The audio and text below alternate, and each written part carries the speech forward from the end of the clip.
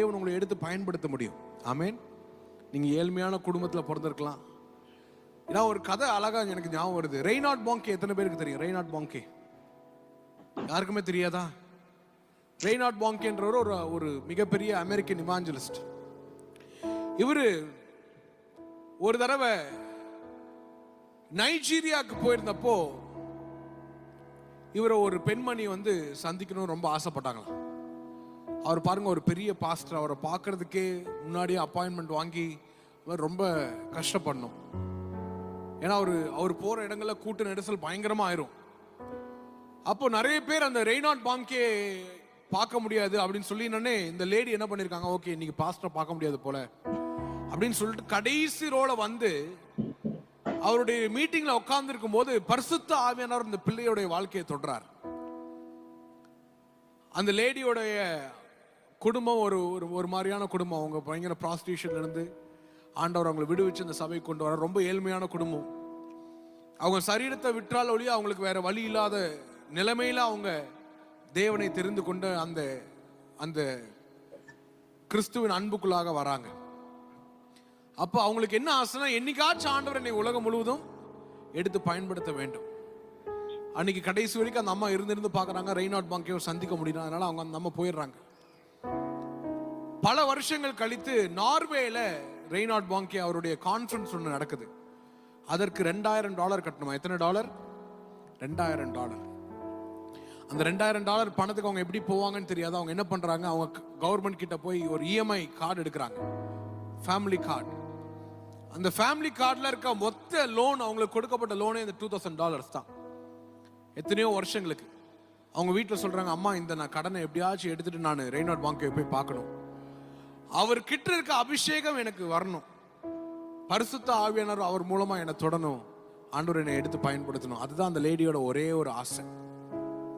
அப்ப அந்த லேடி என்ன பண்றாங்க, ஃபிளைட் எடுத்துட்டு நார்வேக்கு போயிட்டு அந்த கான்ஃபரன்ஸ்ல 3 நாளும் எப்படியாச்சும் ரெய்னார்ட் பாங்கே பார்த்துடணும் அப்படின்னு சொல்லிட்டு பரிசுத்த ஆவியானவரே எனக்கு தொடுங்க அப்படின்னு சொல்லி 3ஆவது நாள் கடைசியில இவர் அந்த ரெய்னார்ட் பாங்கே அந்த லேடி கூப்பிடுறாரு. ஹே கம் ஹியர், உங்ககிட்ட நான் பேச விரும்புறேன். நீங்க தொலை தூரத்துல என்ன பார்க்கணும்னு வந்திருக்கீங்க, ஆனா என்னை விட பெரியவர் ஆண்டவர். அப்ப சொல்றாரு, எனக்குள்ள இருக்கிற அபிஷேகத்தை காட்டிலும் தேவன் உங்களை பல்மடங்கு எடுத்து பயன்படுத்த போகிறார் அப்படின்னு சொல்லிட்டு அந்த லேடிய ஜோம் பண்ணி அனுப்பிச்சார். அந்த அம்மாவும் வந்துடுறாங்க. பல வருஷங்கள் ரெய்னார்ட் பாங்கே இந்த இதுக்கு போல, நைஜீரியாவுக்கு போல. ஒரு 12-13 ஆண்டுகள் கழித்து யாரோ ஒரு பெரிய குரூசேட் நைஜீரியா நடத்தணும்னு ஆசைப்படுறாங்க. ரெய்னார்ட் பாங்கே வச்சு திரும்பவும் நைஜீரியாவுக்கு ரெய்னார்ட் பாங்கே போகும்போது பக்கத்துல ஒரு குரூசேட் நடந்துட்டு இருக்குது அப்படின்னு சொல்றாங்க. பல்லாயிரக்கணக்கான ஜனங்கள் தொடப்படுறாங்க, பல்லாயிரக்கணக்கான மக்கள் சுகமாக்கப்படுறாங்கன்னு சொன்ன ரெய்னார்ட் பாங்கேக்கு ஒரே ஆசை, யார் இந்த person, I want to go see them. அது ஒரு லேடி அப்படின்னு சொன்னே ரெய்னார்ட் பாங்கே என்ன பண்றாரு, காரை அங்க நேரா விடுங்க அப்படின்னு சொன்னே அந்த குரூசேட்ல போயிட்டு அவரு ஒரு பகுதியா உட்கார்றாரு.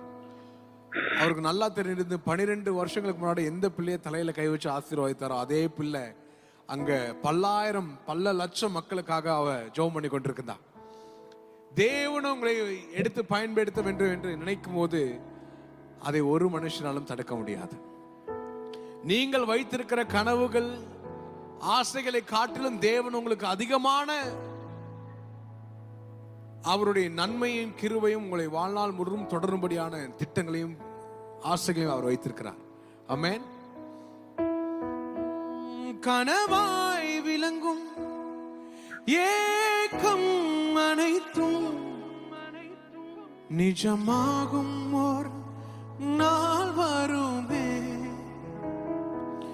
அண்ணா எனக்காய் நீ தரும் அனைத்தும் உலகம் கண்டு வியந்திடுமே. உறவாய் நெஞ்சதில் நீர் பதிந்தீர், மகனாய் சோகங்கள் நான் பகிர்ந்தேன், மனதாய் வாழ்க்கையில் உறவு கொண்டீர், இதுவே போதும் என்பே, இதுவே